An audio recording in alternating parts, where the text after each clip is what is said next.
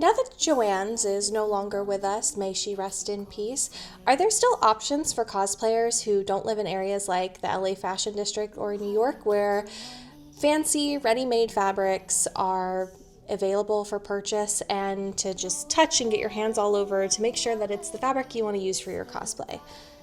Well, I don't live in LA or New York, thank goodness. I live in Georgia. So as a cosplayer, how do I get my cosplay fabrics with a wide variety of styles and textures and everything else when Joann's is no longer with us? I have a perfect solution, and I'm going to show you different fabric stores we have here in Georgia so that you can see the different things that are offered here. But today's video is going to specifically focus on Fine Fabrics, which has 2 locations in Commerce and Jonesboro.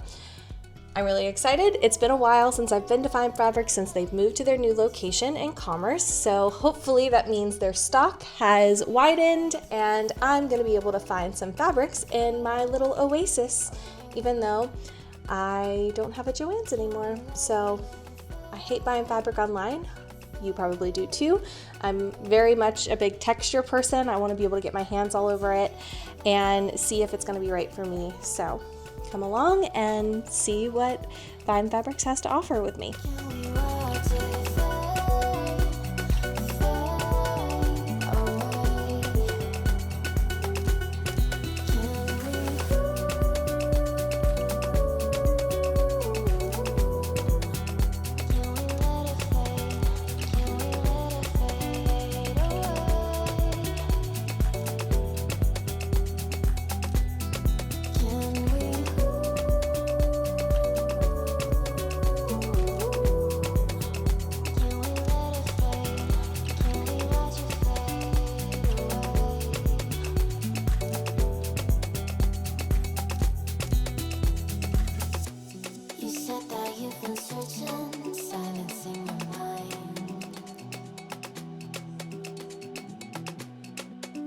To be patient, but running out of time. No way I'd let you slip by. No way I'd let you say bye. You set the rain on me, and I just wanna understand. Everything that led us here, the teardrops when I hold your hand.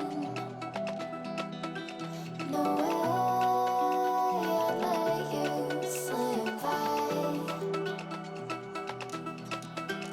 No way I'd let you say bye. Can we watch it fade away?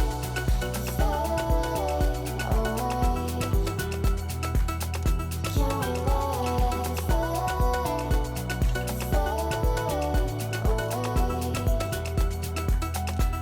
We'll take it day by day.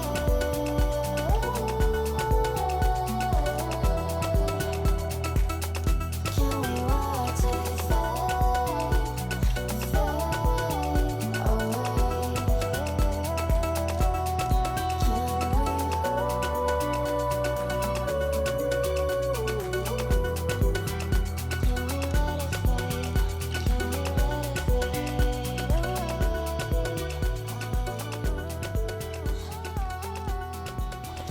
So I just got back from Fine Fabrics, which means I get to show you my haul.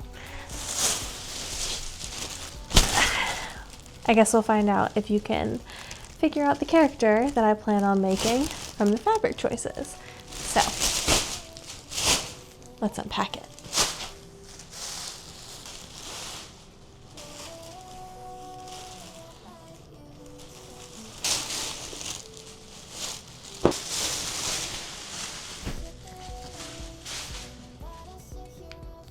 Okay, so to give you a little bit more of an in-depth look, so this is a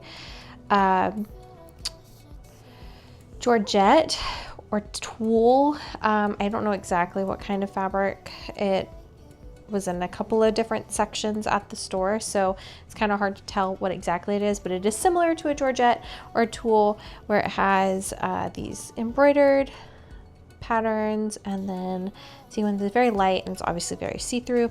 So this is my top lining, and I'm hoping to use the scalloped edges in the bottom of the skirt so that it gives me a cute little skirt edge.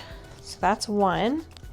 And then underneath that layer will be this sequined or glittered tulle, which is very cute, and it's got a silver rainbow iridescent, and layered underneath this fabric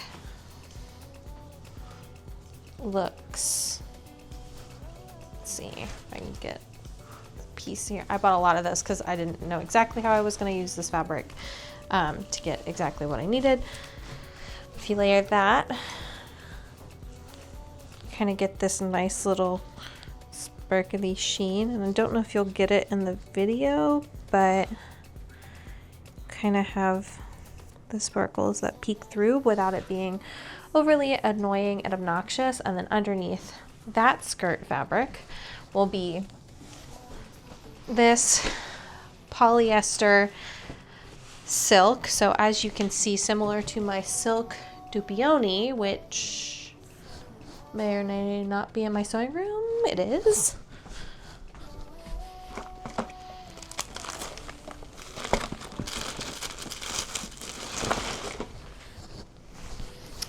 So this is a polyester silk.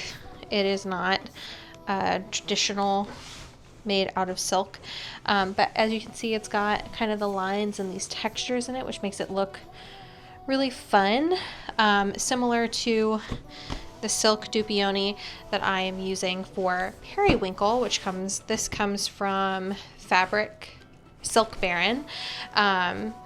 So I really love the textures of these because they kind of have like a duotone look to them, and I feel like, especially for periwinkle, this Silk Baron fabric looks kind of icy, which is why I wanted that, but I liked the thickness of this for the bottom layer of my skirt, so that it doesn't look super see-through. So we have that going for us, but it still adds enough texture to where it doesn't look boring, and there's so many sparkles on this now.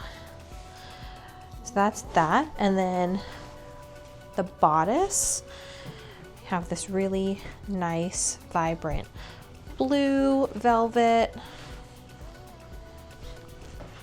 so I'm really excited about that.